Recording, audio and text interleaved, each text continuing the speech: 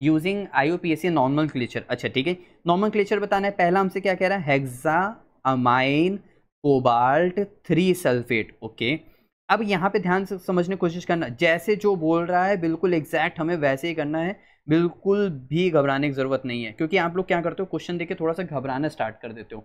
Hexa amine, amine NH2, hexa यानी 6, cobalt पहले लिखा जाएगा, यहाँ पे हो गया ठीक। अच्छा, सल्फेट, सल्फेट की वैलेंसी 2 माइनस, यहाँ पे हेक्सा अमाइन कोबाल्ट 3, इसका मतलब कोबाल्ट की ऑक्सीडेशन स्टेट है 3, तो क्रॉस मल्टीप्लीकेशन करोगे तो कोबाल्ट NH2 का होल 6, नीचे क्या आ जाएगा, यहाँ पे आ जाएगा 2, और SO4 का होल क्या हो जाएगा, थ्राइस।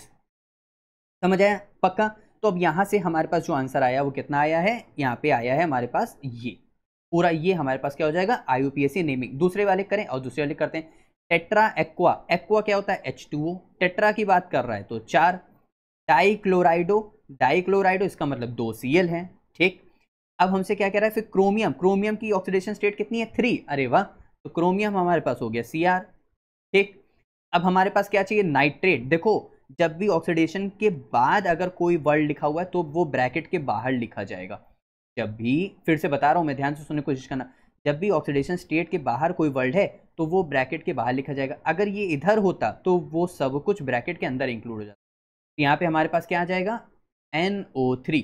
अब देखो ऑक्सीडेशन स्टेट क्या है यहाँ पे, सच में हमारे पास कितनी आ रही है, 3 आ रही है। देखो यहाँ पे क्लोराइड के ऊपर ये क्रोमियम पे charge X, H2O neutral ligand यानी 0, क्लोरीन के ऊपर चार्ज -1 यानी 2 तो -2, और नाइट्रेट के ऊपर charge -1 is equal to 0, x is equal to कितना हो गया, +3, यानी चार्ज मेरे पास कितना आ गया, +3, यानी ऑक्सीडेशन स्टेट कितनी हो गई, +3।